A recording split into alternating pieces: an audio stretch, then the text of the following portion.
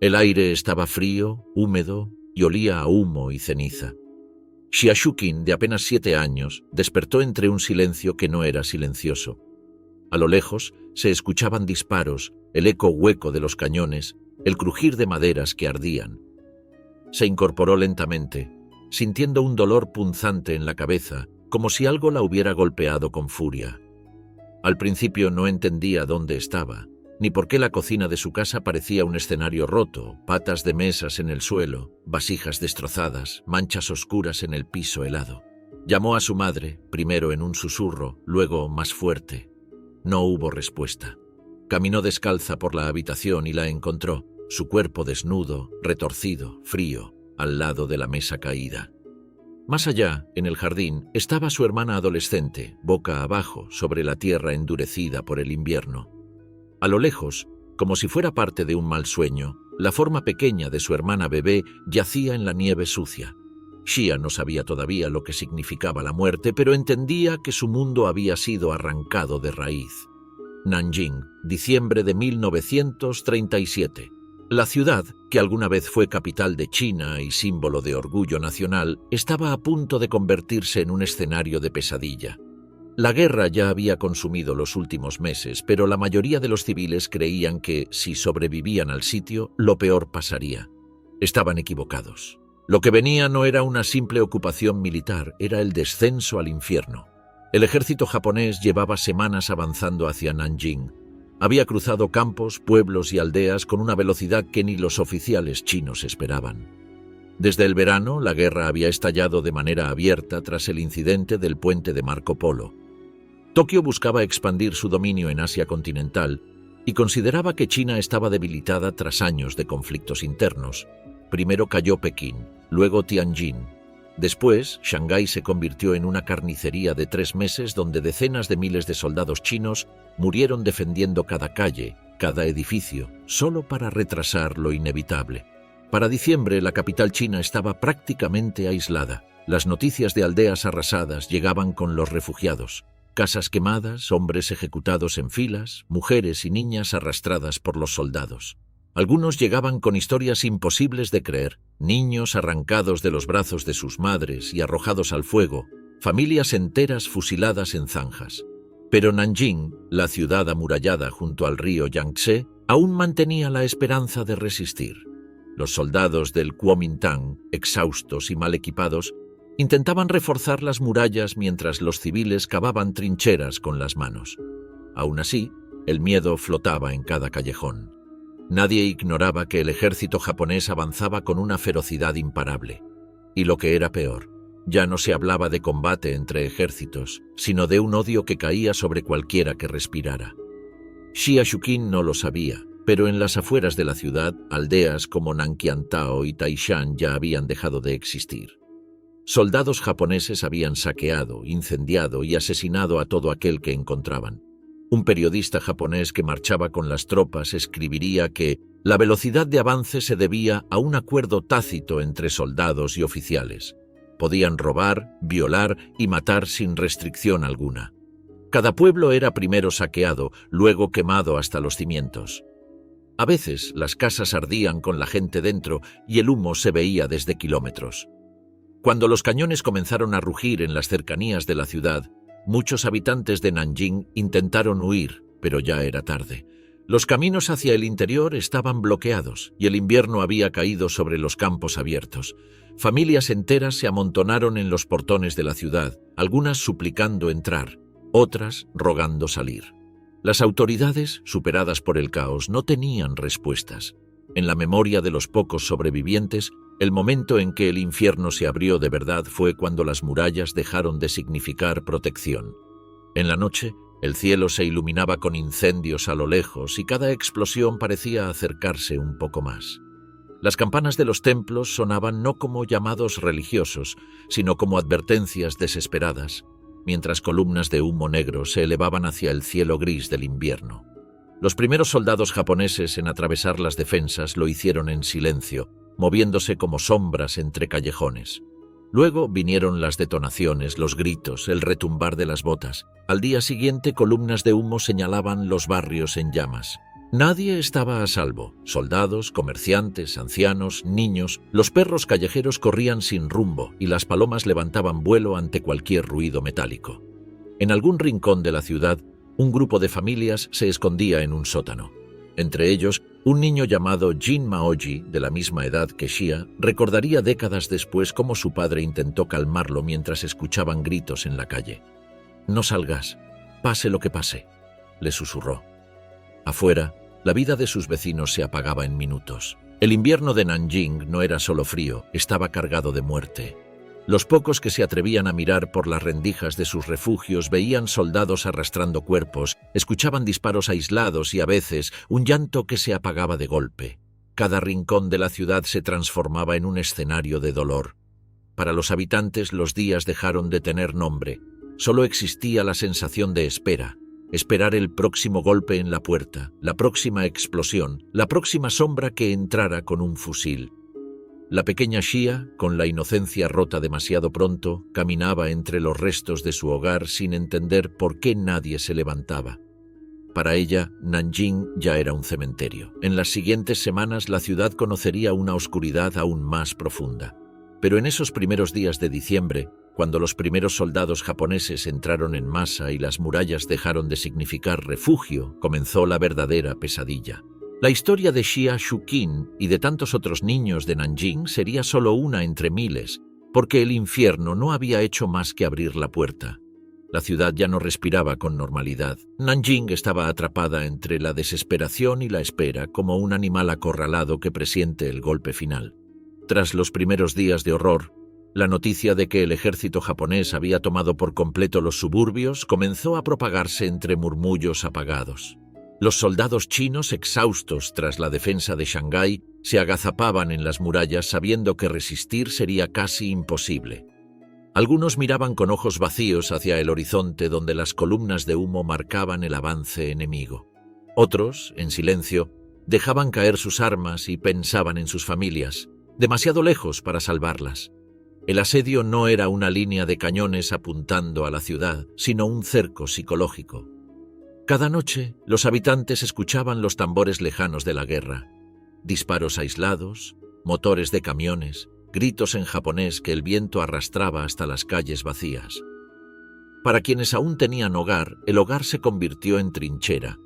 Las ventanas fueron selladas con tablones y los patios donde antes se tendía la ropa ahora se usaban para cavar fosas, porque todos sabían que la muerte caminaba más rápido que la esperanza. El gobierno chino había ordenado defender la ciudad a toda costa, pero la realidad era cruel. La mayoría de los mandos ya contemplaba la retirada. Chiang Kai-shek, desde la distancia, sabía que resistir significaría un sacrificio masivo y, aún así, su ejército estaba mal equipado.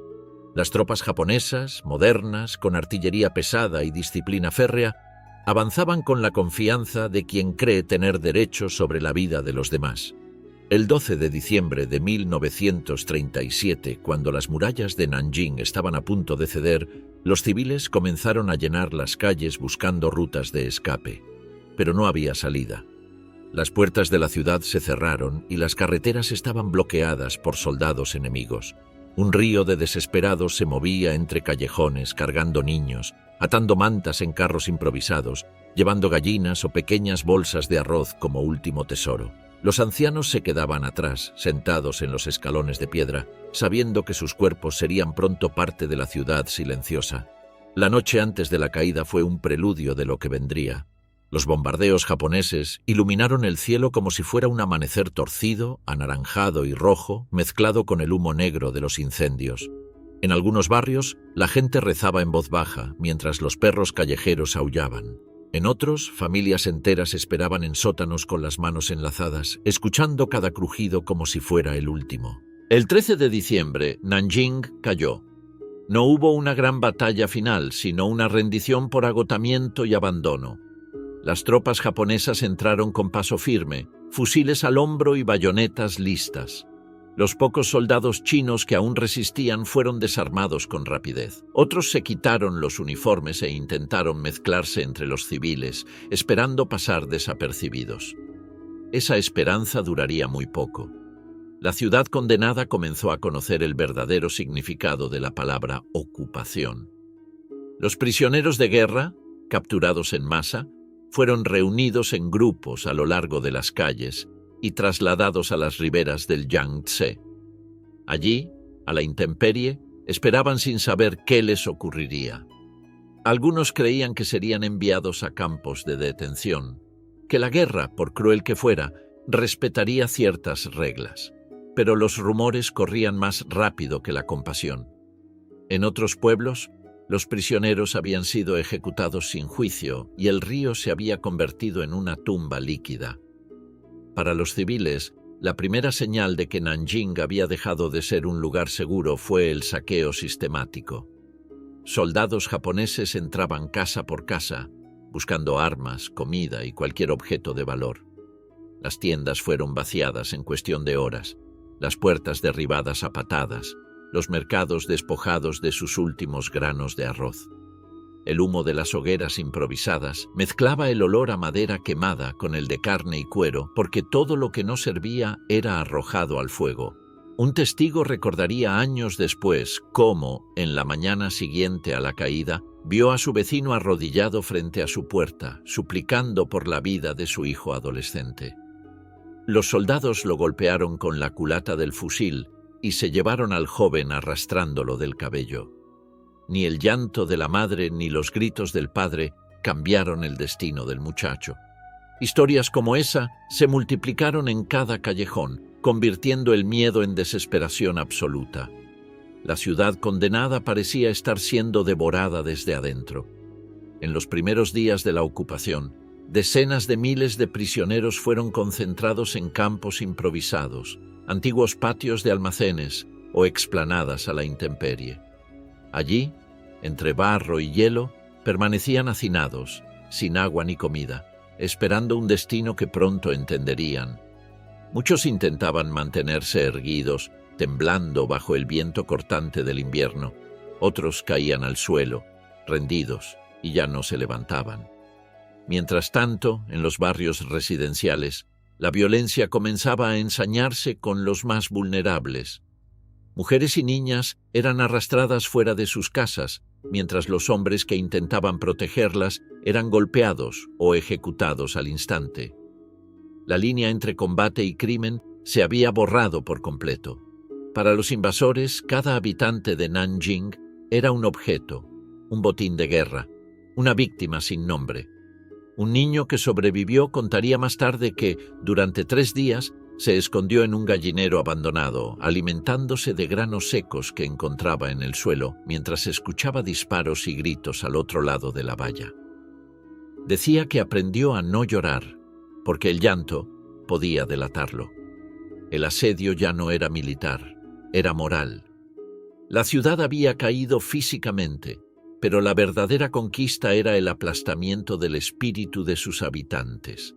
Cada calle se convirtió en un corredor del miedo, cada sombra en una amenaza, cada noche en una espera interminable.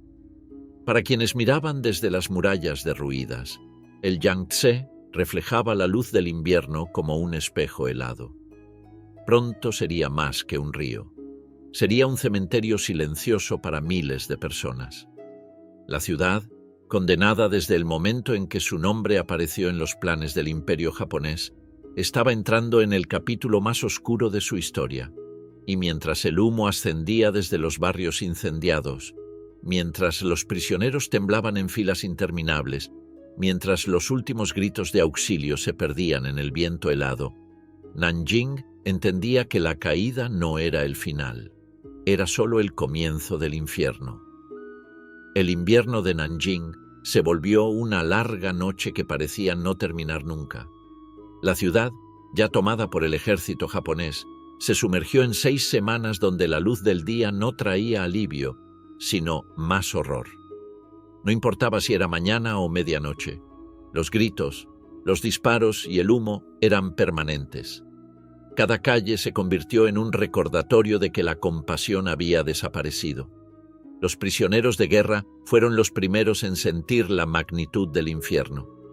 Miles de soldados chinos, desarmados y hambrientos, fueron reunidos en las orillas del Yangtze, en Mufu Mountain o en campos improvisados al aire libre. Allí, El viento cortaba como cuchillas y el barro helado se pegaba a los pies descalzos. Algunos prisioneros aún creían que serían trasladados a un campo de detención, que la guerra respetaría alguna norma. Pero los rumores se confirmaron con el primer fusilamiento masivo. Grupos enteros de hombres fueron obligados a arrodillarse, atados entre sí con cuerdas o alambres. Las ametralladoras japonesas se alinearon frente a ellos y en cuestión de segundos filas de cuerpos cayeron al suelo. Algunos aún se movían, temblando en agonía, hasta que los soldados los remataban con bayonetas o un disparo cercano. Los cadáveres eran arrojados al río, flotando río abajo como si el Yangtze fuera ahora parte del ejército invasor, llevándose el rastro de sus crímenes. Un sobreviviente, Tang Guangpu, recordaría décadas después el olor de la sangre mezclado con el humo de pólvora y el frío del metal en sus muñecas. Decía que aprendió a dejar de respirar fuerte, a hacerse invisible entre los cadáveres, porque moverse podía significar morir. Durante horas fingió estar muerto, sintiendo el peso de otros cuerpos sobre él, escuchando cómo las botas japonesas caminaban entre los caídos, revisando que nadie quedara con vida. Mientras los hombres eran ejecutados en masa, la ciudad civil vivía un tormento distinto, igual de cruel. Las mujeres, jóvenes o ancianas, eran víctimas de una violencia sistemática. Los soldados entraban a las casas, arrancaban puertas y buscaban a quienes se escondían bajo camas o detrás de biombos. No había súplica que detuviera las agresiones. Muchas eran arrastradas a la calle, otras abusadas en los mismos lugares donde habían vivido su infancia. El horror no distinguía edades. Se documentaron casos de niñas de 7 años y ancianas de 70 sometidas al mismo destino. Una madre contaría después que intentó cubrir a su hija con su propio cuerpo, rogando en voz baja por piedad. La respuesta fue un golpe de culata en la cabeza y una risa.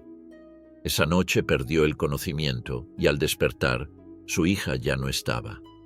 En el silencio posterior, entendió que nunca la volvería a ver. Los días transcurrían como si fueran un solo bloque de sufrimiento. Las ejecuciones no se detenían. Las violaciones eran rutinarias. Los saqueos convertían cada casa en un esqueleto vacío. El humo de los incendios cubría la ciudad, y el olor a carne quemada se mezclaba con el del barro húmedo. Para los habitantes que aún respiraban, la ciudad ya no era suya. Era un laberinto de muerte donde cada esquina podía ser la última. Algunos intentaron resistir, incluso en las condiciones más desesperadas. En los campos donde miles de prisioneros esperaban su final, se produjeron pequeños actos de rebelión. Un hombre llamado Shen Bo-shi se convirtió en símbolo de esa última chispa de dignidad. Atado junto a otros, esperó hasta la noche, cuando el viento apagó parcialmente las antorchas y comenzó a liberar a sus compañeros.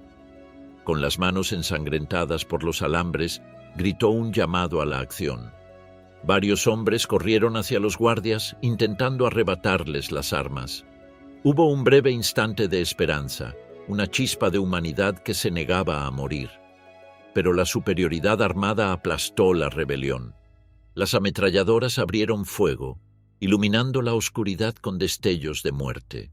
Shen Bo-shi cayó bajo una ráfaga y con él la ilusión de escapar. Los pocos que lograron huir se escondieron entre los cadáveres o se lanzaron al río helado, donde algunos murieron ahogados y otros sobrevivieron solo porque la corriente los arrastró lejos del infierno. El terror sexual continuó como un mecanismo de dominación. Muchas mujeres que sobrevivieron relataron cómo, después de ser violentadas, eran asesinadas para borrar testigos. Otras, marcadas de por vida, llevaban cicatrices físicas y psicológicas imposibles de borrar. Historias como la de una niña que fue encontrada semanas después, sola y muda, vagando entre ruinas, resumen la magnitud de la tragedia. Nadie sabía su nombre, solo cargaba en su mirada el peso de haber visto demasiado. Cada día traía nuevas atrocidades. Algunos hombres eran obligados a cavar fosas para luego ser fusilados sobre ellas. Otros eran ejecutados como parte de juegos macabros, como competiciones de decapitación que algunos oficiales japoneses presumían ante la prensa de su país. La deshumanización era total. Los habitantes de Nanjing ya no eran vistos como personas, sino como obstáculos, objetos de diversión o pruebas de obediencia para los soldados. Las 6 semanas avanzaron como si fueran un solo día interminable. La nieve cubrió los cuerpos en las calles y el río se llenó de fantasmas silenciosos. Los pocos sobrevivientes aprendieron a respirar sin hacer ruido, a moverse como sombras, a ignorar el hambre y el frío para concentrarse solo en sobrevivir. Para ellos, el tiempo se congeló. La ciudad dejó de ser un lugar en la tierra y se transformó en una extensión del infierno. Al final de ese periodo, cuando la violencia empezó a disminuir lentamente, Nanjing era una ciudad vacía, herida de muerte. Las casas eran esqueletos negros, las calles estaban manchadas de sangre, y los pocos que emergieron de sus escondites lo hicieron como espectros, incapaces de hablar de lo que habían visto. La oscuridad de esas 6 semanas no se disiparía jamás. Para los que sobrevivieron, la memoria se convirtió en una condena. Para los que murieron, el silencio del río y la tierra helada fueron su único testimonio. Y para la historia, esas semanas quedaron marcadas como el momento en que la humanidad se quebró en 1000 pedazos en Nanjing, cuando las 6 semanas de horror parecían no tener final. Un pequeño rincón de Nanjing ofrecía una frágil ilusión de esperanza, la llamada zona de seguridad. Era apenas un puñado de calles y edificios delimitados por banderas extranjeras y la autoridad de hombres que no tenían armas, pero que estaban dispuestos a enfrentarse al odio con documentos, palabras y firmas. Entre ellos, el más recordado fue John Rabe, un empresario alemán, miembro del partido nazi, que trabajaba para Siemens en China. Rabe no era un héroe de guerra ni un soldado. Era un hombre de negocios que creía en el poder de un sello oficial y en la influencia de su país. Cuando entendió lo que estaba ocurriendo en Nanjing, decidió que no podía limitarse a mirar. Junto con otros misioneros y residentes extranjeros, organizó el Comité Internacional para la Zona de Seguridad de Nanjing, un área de apenas 3,8 kilómetros cuadrados, donde los civiles podían refugiarse.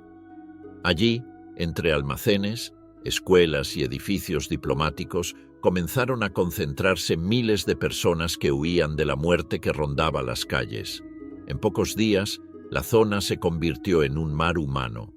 Primero llegaron 50.000 refugiados, luego 100.000, finalmente más de 200.000 personas abarrotaban cada rincón disponible. Madres con niños en brazos dormían en pasillos, ancianos se apoyaban en paredes cubiertas de mantas viejas. Los más jóvenes buscaban comida donde podían. La esperanza no era dulce, era apenas un hilo al que aferrarse mientras el mundo se derrumbaba afuera. John Rabe escribía cada día en su diario, describiendo las escenas que ningún lente extranjero parecía capaz de capturar. Relataba cómo los soldados japoneses, aun sabiendo que esa zona estaba protegida por potencias extranjeras, entraban por la noche, buscaban mujeres y desaparecían entre gritos apagados. «No tenemos cómo detenerlos», anotó una vez. «Solo podemos recoger los cuerpos al amanecer». Su frustración se mezclaba con la impotencia, porque incluso con un brazalete nazi y banderas alemanas colgadas en los portones, la autoridad moral era un muro frágil contra la crueldad. Mientras la zona de seguridad intentaba sostener la vida, el resto de Nanjing seguía siendo un teatro de muerte. Los soldados japoneses patrullaban las calles vacías, saqueando lo que quedaba. Los cuerpos de hombres, mujeres y niños se apilaban en fosas improvisadas o eran arrojados al Yangtze. En la orilla del río, el hielo flotante chocaba contra restos humanos que descendían sin destino. Los observadores extranjeros sabían que estaban viendo un crimen histórico, pero sus manos estaban atadas. Algunos escribieron cartas a las embajadas. Otros enviaron informes que tardarían semanas en llegar a Europa o a Estados Unidos. Ninguna ayuda llegaría a tiempo. En su mayoría, el mundo solo se enteraría de los detalles cuando ya era tarde. La brutalidad no se detenía por la presencia de testigos. Hubo noches en las que los soldados entraban a la zona de seguridad con linternas, revisaban a los refugiados como si fueran ganado y arrancaban a las mujeres jóvenes de los brazos de sus familias. Los hombres que intentaban resistir eran golpeados o asesinados de inmediato. Algunos testigos relataron cómo los soldados regresaban al amanecer con sonrisas, mientras los pasillos quedaban llenos de llanto silencioso. Fuera de la zona protegida, el infierno continuaba sin interrupción. Los fusilamientos masivos siguieron en los márgenes del río. Las llamas de las casas incendiadas iluminaron las orillas durante semanas. Las colinas alrededor de Nanjing se llenaron de tumbas improvisadas, y los perros y cuervos se convirtieron en los únicos visitantes constantes. Entre los pocos documentos que sobrevivieron a ese tiempo, hay cartas de misioneros y médicos que describían escenas casi imposibles de imaginar. Una enfermera estadounidense contó cómo encontró a una niña de 8 años en estado de shock, incapaz de hablar, con la mirada fija en el vacío, mientras su ropa estaba desgarrada y ensangrentada. Otra carta, enviada a Shanghái, relataba que los soldados japoneses jugaban a lanzar monedas para decidir a quién matar primero entre los prisioneros atados. Lo más aterrador era que todo ocurría a plena luz del día, frente a testigos que no podían detenerlo. La comunidad internacional era un espectador obligado de una tragedia que parecía no tener límites. Incluso los diplomáticos japoneses en la ciudad sabían lo que estaba pasando. Pero el silencio era la norma. El imperio había decidido que Nanjing debía ser un ejemplo de terror, un mensaje al mundo y a China. No habría piedad. Con el paso de las semanas, la ciudad quedó dividida en dos realidades opuestas pero igualmente desgarradoras. Dentro de la zona de seguridad, la supervivencia era precaria. Hambre, frío, miedo constante a que la protección fallara en cualquier momento. Afuera, la ciudad era un desierto de muerte, con calles vacías, ventanas rotas y humo que nunca desaparecía del cielo gris. Para quienes lograban entrar a la zona, la salvación era relativa. Muchos llegaron después de ver cómo sus familias eran asesinadas o cómo sus hogares desaparecían entre llamas. Dormían sobre el suelo helado, compartían comida racionada y agua turbia, pero al menos podían cerrar los ojos sin escuchar pasos de botas justo afuera de la puerta. John Rabe y sus compañeros del comité hicieron lo imposible por documentar todo. Tomaron notas, escribieron nombres, intentaron dejar un registro que algún día sirviera como prueba. Sabían que si sobrevivían, el mundo tendría que saber lo que había pasado. Sabían que el infierno de Nanjing no podía quedar solo en sus memorias. Sin embargo, mientras la pluma dejaba constancia, la espada seguía cayendo. La masacre no se detenía. La ciudad era un recordatorio constante de que la humanidad podía hundirse en su propia sombra y de que, aunque alguien mirara, mirar no era suficiente para detener la crueldad. Con el tiempo, los supervivientes comenzaron a entender una verdad amarga. Nadie vendría a rescatarlos. No habría ejércitos extranjeros rompiendo las murallas, ni milagros que devolvieran a los muertos. Solo quedaba resistir cada noche, sobrevivir al siguiente día y esperar que el invierno pasara sin que sus nombres se sumaran a la tierra fría o al río que lo devoraba todo. En esa ciudad partida, donde la esperanza se sostenía sobre hilos delgados y la muerte caminaba libre, el mundo entero parecía mirar desde lejos. Y aún así, el infierno continuaba. Cuando finalmente las calles de Nanjing dejaron de llenarse con disparos y gritos, el silencio que quedó no fue un descanso. Fue un silencio pesado, denso, que parecía hundirse en los huesos de los supervivientes. Era el silencio de una ciudad muerta, de una ciudad que había sido devorada por su propio nombre, convertida en símbolo de horror. El invierno dio paso lentamente a los primeros días de 1938. La masacre había durado cerca de 6 semanas, pero sus ecos continuarían durante generaciones. Las cifras son todavía un puñal abierto. Entre 200 y 300.000 personas asesinadas, decenas de miles de mujeres violadas, barrios enteros borrados del mapa. Y sin embargo, más que los números, fue la sensación de haber sido abandonados por el mundo lo que marcó a los que sobrevivieron. Las historias que emergieron después fueron fragmentos de un rompecabezas macabro. Niños huérfanos que vagaban por ruinas humeantes, buscando a una madre que no volvería.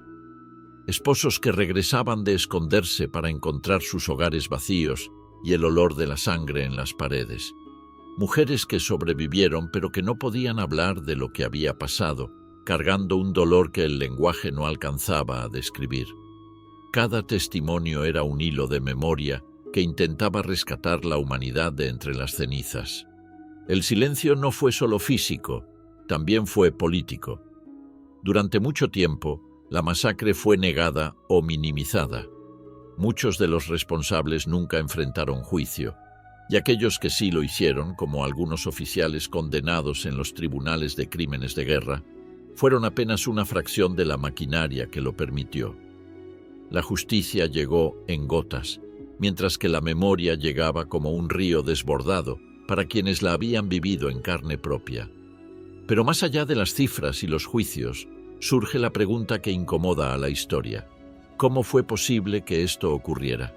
La respuesta se encuentra en una palabra tan fría como devastadora: deshumanización. Antes de que la primera bala se disparara en Nanjing, el imperio japonés ya había sembrado la idea de que los chinos eran menos que humanos. Soldados jóvenes fueron educados para creer que el enemigo no merecía compasión, que las mujeres eran botín y que la crueldad era un acto de lealtad. Las órdenes de los altos mandos reforzaron esa ideología.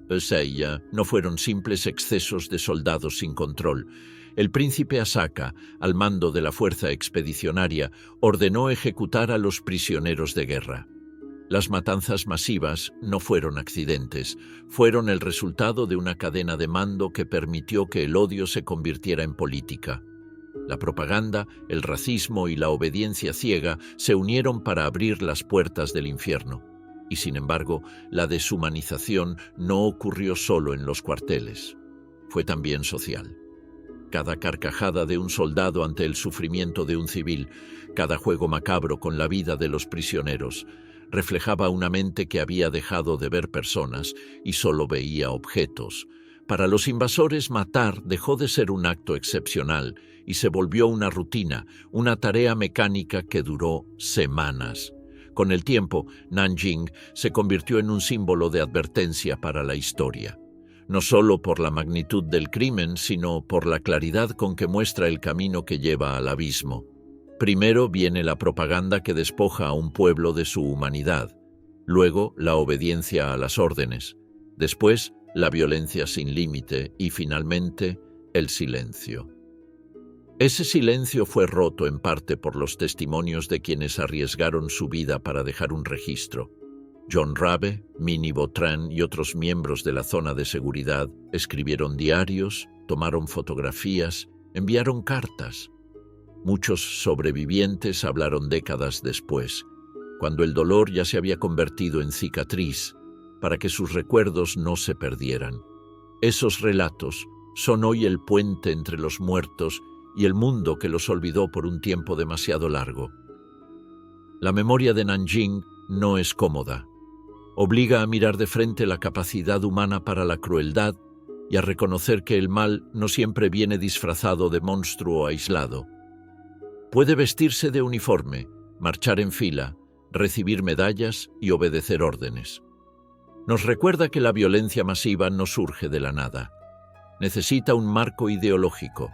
Necesita despojar a la víctima de su rostro y su nombre. Para los supervivientes, la vida después de la masacre fue una vida entre fantasmas. Algunos regresaron a sus casas y vivieron rodeados de la ausencia. Otros emigraron, llevando consigo un pasado que nunca pudieron dejar atrás. Incluso los niños que lograron escapar crecieron con cicatrices invisibles, marcados por el recuerdo de la noche en que el mundo les mostró su lado más oscuro. Con los años, el mundo reconoció lo ocurrido en Nanjing como uno de los episodios más atroces del siglo XX. Monumentos y museos guardan los nombres de las víctimas, fotografías de los escombros, fragmentos de diarios y cartas. No son solo homenajes, son advertencias. En esas paredes de piedra y en esas vitrinas frías está escrito un mensaje que atraviesa el tiempo. Esto ocurrió porque alguien decidió que otros no eran humanos. Hoy, al mirar atrás, Nanjing sigue siendo un espejo que refleja lo peor y lo más frágil de nuestra especie.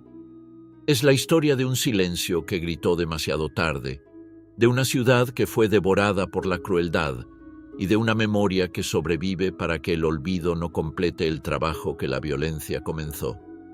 Mientras el viento sopla sobre el río Yangtze, uno puede imaginar los ecos de aquellas 6 semanas, los pasos de botas, los llantos sofocados, los disparos que marcaron cada amanecer. Pero también se escucha algo más, la obligación de recordar.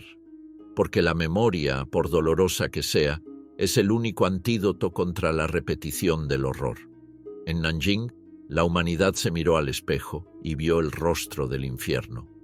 Y ese rostro, grabado en la historia, sigue observándonos en silencio, recordándonos lo fácil que es perderlo todo cuando se pierde primero la compasión.